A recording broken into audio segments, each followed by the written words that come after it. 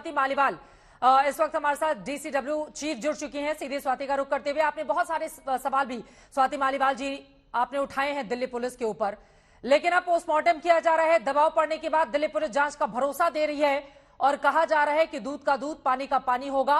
आरोपियों को कड़ी से कड़ी सजा दिलाने का काम करेगी पुलिस। उम्मीद बनती है क्या इससे? देर आए दुरुस्त भी आए, या आपको लग रहा है कि अभी भी कुछ ऐसा है दिल्ली पुलिस पूरे मामले में कहीं ना कहीं कुछ छिपाने की कोशिश कर रही है? जी, सबसे पहले तो ये कहना चाहूंगी कि जिस समय पूरा देश हैप्पी न्यू ईयर सेलिब्रेट कर रहा था, उस समय एक 20 साल की लड़की को इतने ज्यादा घिनौने क्राइम के साथ उसको जूझना पड़ा और उसमें उसकी मौत तक हो गई। बहुत ही ज्यादा शर्मनाक ये घटना है और मेरे हिसाब से पूरी इंसानियत को एक तरीके से ये घटना शर्मसार करती है।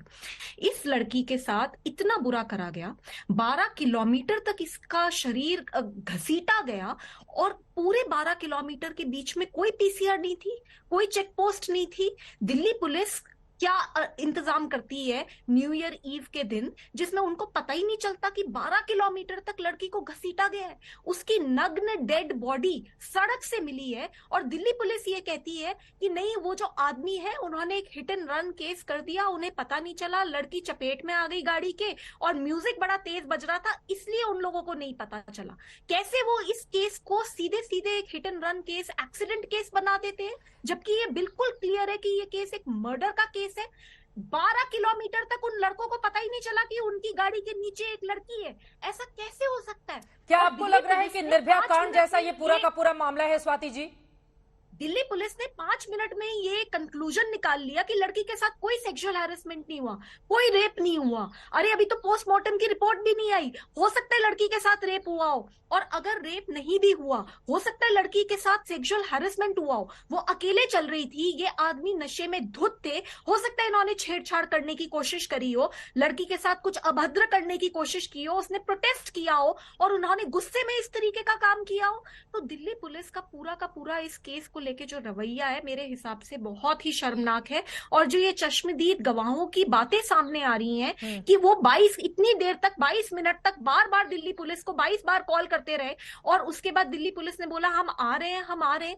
ये कहाँ की लॉ एंड ऑर्डर सिचुएशन है? ये किस तरीके का लॉ एंड ऑर्डर को कंट्रोल करने का तरीका है? तो एक तो वहां पे आप पहुंचे नहीं टाइम पे, लड़की की इतनी बुरी तरीके से मौत हुई और ऊपर से आप उस केस को ये बताने की कोशिश कर रहे हो कि ये तो एक एक्सीडेंट हो गया। She was the sole breadwinner for her family. अकेली लड़की थी, पूरे परिवार को वही चलाती थी। अब इस वक्त पोस्टमार्टम हो रहा है, अपने काम पे गई थी, अपने जॉब पे गई थी, तो क्या जॉब पे जाना गुनाह हो गया लड़कियों का दिल्ली में? तो बहुत शर्म की बात है। हमने समन्स इशू करे हैं दिल्ली पुलिस को आके ये एक्सप्लेन करना पड़ेगा। और अब जो मीडिया के माध्यम से मैं ये सारे चश्मदीद गवाहों की बातें सुन रही हूँ, इन सब के भी स्टेटमेंट्स हम अलग से रिकॉर्ड करेंगे। दिल्ली महिला आयोग अपनी भी एक इंक्वायरी करेगा और हम ये दिखाएंगे कि क्या हुआ उस समय, और अगर दिल्ली पुलिस की गलती है तो दिल्ली पुलिस के ऊपर भी कार्रवाई होना बहुत जरूरी है।